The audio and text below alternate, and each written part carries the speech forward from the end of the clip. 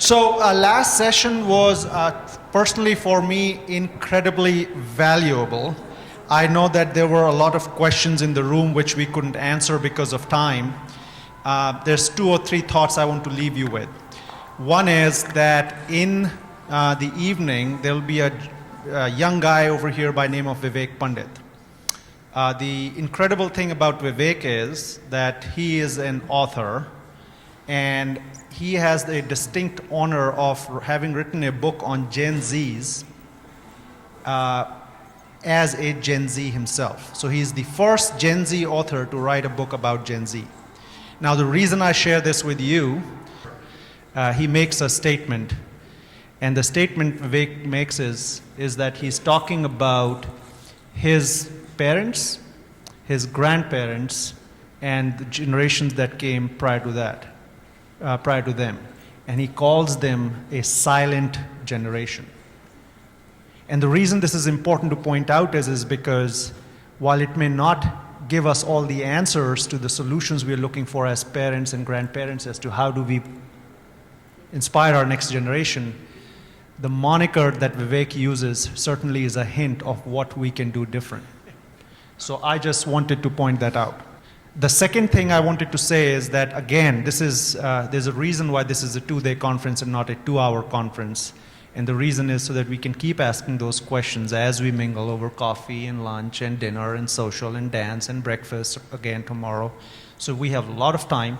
Please use it wisely to interact with the panelists. I think we have all of them except for Mona over here.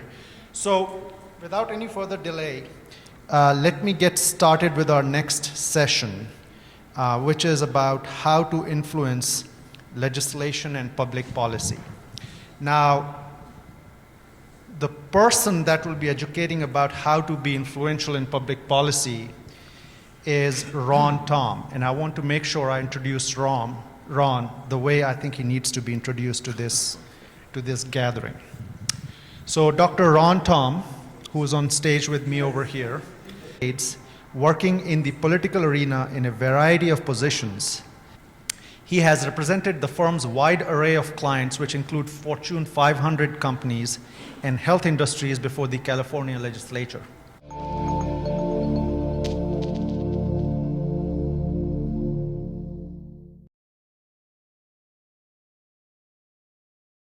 Thank you, Rajiv. I'm going to take you with me everywhere I go and let you do a 10-minute intro of me. Most people know me in the political arena and in the Asian community arena as just Meili Tom's husband. And when I go to events, I generally sit in the back in the corner quietly, and people come by and say, "Who are you and what do you do?" I said, "I'm Meili Tom's driver," and that usually suffices. I want to congratulate all of you for being here because you made it back. I'm in the unenviable position of being after the break and before the lunch. But I see that you're all back, you're all paying attention, and if I see anybody scooting off for an early lunch, it's not being served till much later. What is lobbying? What does the word lobbying mean? Lobbying is very simple. I'm going to break it down and demystify it for you today very quickly. All it is getting someone else to understand and take the same position that you have on something. Lobbying is like sales. Instead of selling a product, you're selling an idea, a philosophy, a policy, public policy, an issue.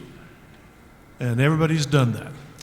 So right now it's a little audience participation time. Raise your hand if you have ever lobbied.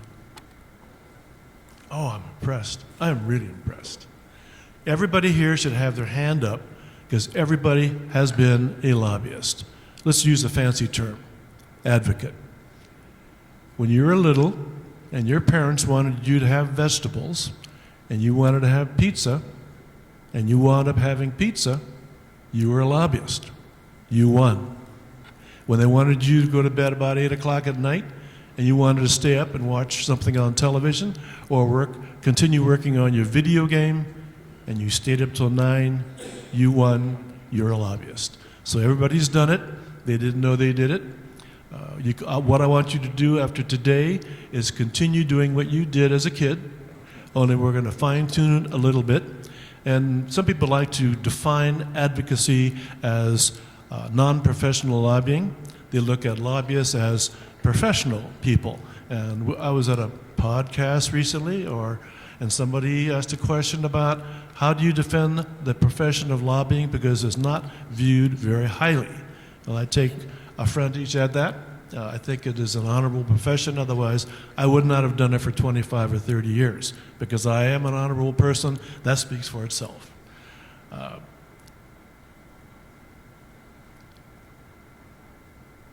What are the issues that are confronting us today that everybody needs to take a portion of their own critic of who they are, where they're going, and what they want to do, what their lifestyle is? Second question, audience participation. How many of you have been victims of either verbal or physical abuse defined as Asian hate? That's too bad. That's really bad.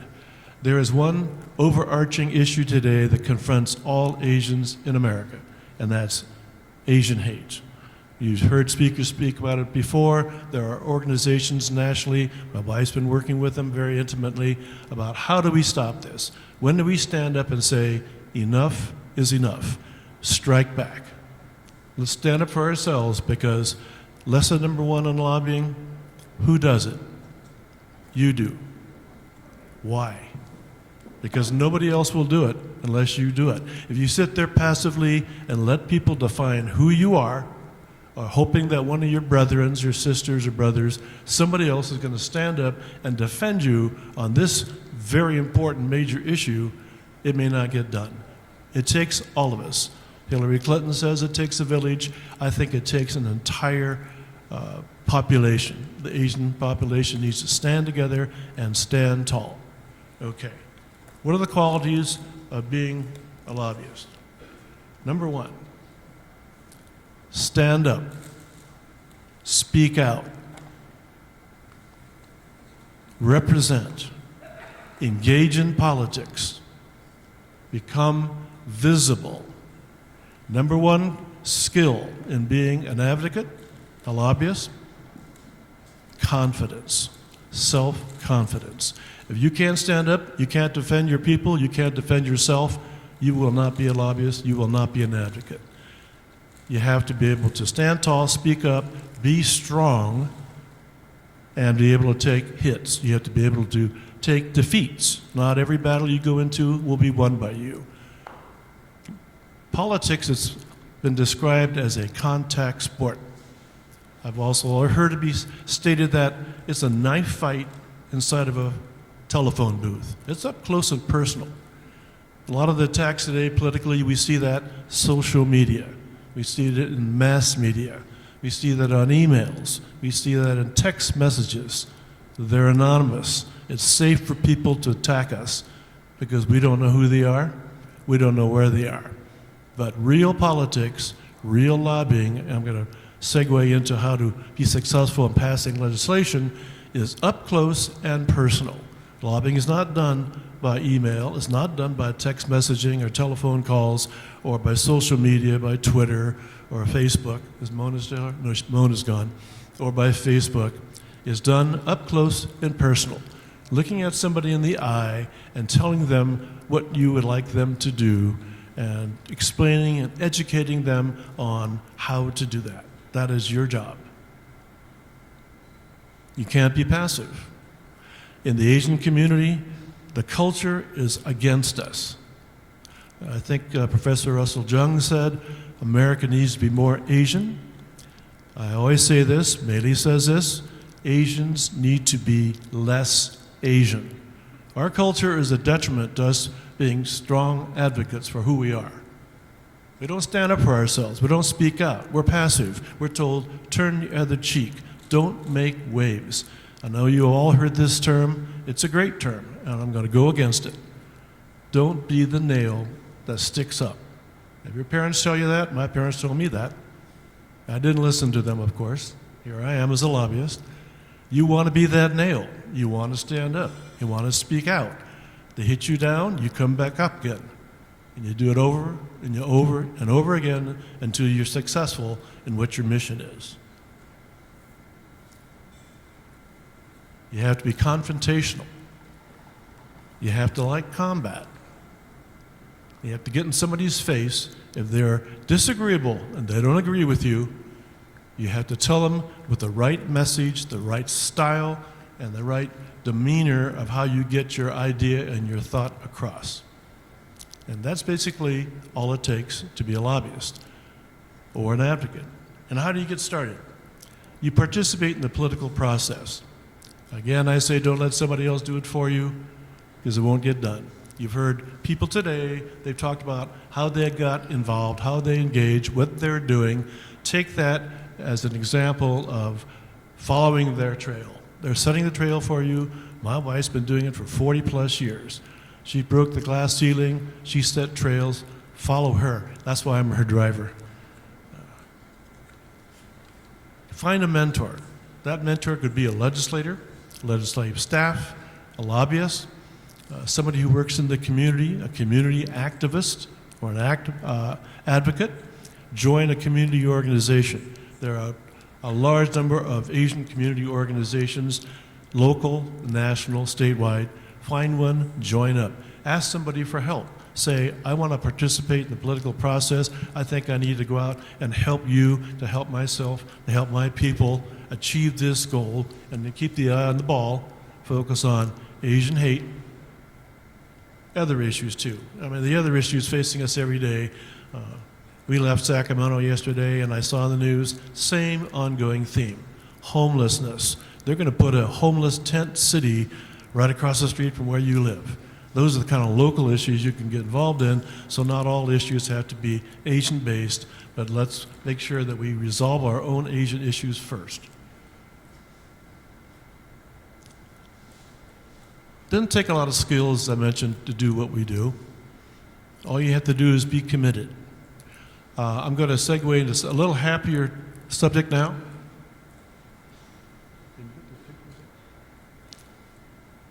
There we are. That's all of us, every one of us, hands in the air, fighting for the good fight. Next slide. There we are again. What's your issue?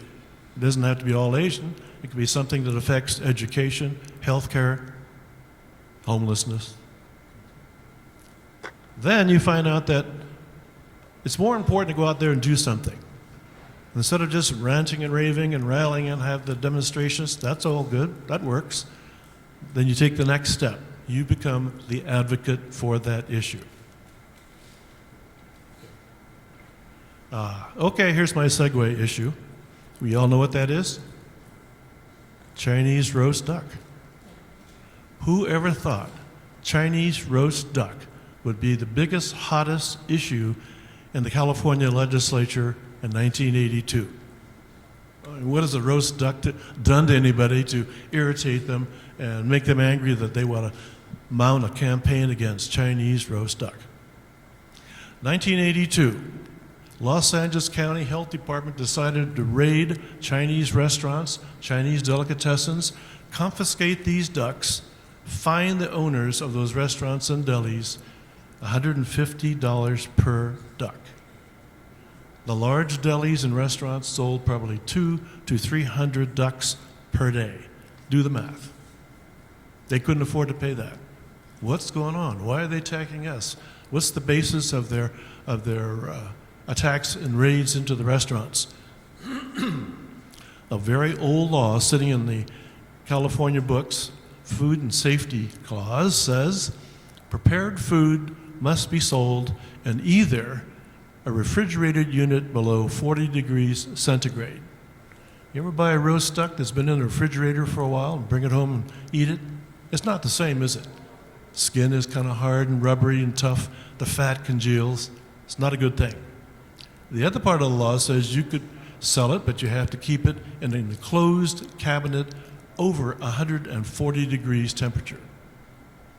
You keep roast duck in an oven like that for a couple hours before it's sold, you're looking at duck jerky. We never find out the genesis of the idea of attacking Chinese restaurants and confiscating roast duck. The Chinese Restaurant Association of Los Angeles County got together, had a meeting, decided that something had to be done. Enough was enough. They were a little politically savvy because they knew they needed to go to the legislature, find a champion, and introduce some legislation that was going to amend the state food and safety code on selling roast duck. Perfect timing. A new young assemblyman in Los Angeles, Assemblyman Art Torres, represented Chinatown, Japantown, Koreatown, and also East LA, which is largely Hispanic. He also happened to be chair of the Assembly Health Committee at the legislature. Good place to be if you're going to be doing health bills. The Chinese Restaurant Association went to Sacramento, sat down, met with him, presented their problem. They had already gotten their act together, so they had the issue, they had a message. Why us? What's wrong with roast duck? Ironically, there was a new consultant on the health committee who happened to be Chinese, and Mr. Torres included this consultant in on the meeting with the Chinese Restaurant Association. They formulated legislation, simple, a little amendment to the State Food and Safety Code's Health and Welfare Code 1257-3A. Chinese roast duck shall be exempt from the health and safety codes for the purpose of retail sales, exempt from heating and cooling in the retail establishment. Simple. The bill took off. Okay, what next do? You look for allies, you look for friends, you look for people that can help you. The Chinese Restaurant Association went out into the Los Angeles area, mobilized all the Chinese organizations. All the other organizations came along too because they were fearful if they could knock off the Chinese restaurant people, which is one of the largest ethnic restaurant associations in Los Angeles, they could take on the Koreans, the Japanese, and the Vietnamese, and the Filipinos. Got all the Asians together. Get your friends together. Who else? They went to San Francisco. Large Chinese population in San Francisco, and said to them, they're attacking us in LA. You'll be next. If they're successful, you will be next. San Francisco mobilized their people, went out in the community, they got all the restaurant people, they got the retail businesses, they got all the other Asian organizations, just like Los Angeles, and they got them all together. And they had a little extra going for them in San Francisco because the then governor of California, Jerry Brown, in his first term, he's from San Francisco. He and his family are very close to the Chinese community in San Francisco. He had had roast duck, he knew what it was all about, and he agreed when the Chinese representatives went to his office in Sacramento and said, Mr. Governor, we need your help on this. He said, absolutely. I would never think of eating cold roast duck or overheated roast duck. The bill started to move. It became a media darling. The Chinese Restaurant Association, they recruited media. Now back in those days, they didn't have social media, they didn't have emails, they didn't have text messages. It was the old school kind of thing. It was just newspapers, radio, TV, word of mouth. They got to the ethnic press, all the Chinese newspapers started to blast this. They went to the modern media, Los Angeles Times. They put editorials in there weekly about this legislation that Mr. Torres was moving. Media, community, everybody. Southern California, Northern California. This bill took flight. Then the governor came out and he made a public statement. If this bill reaches my desk, I will sign this.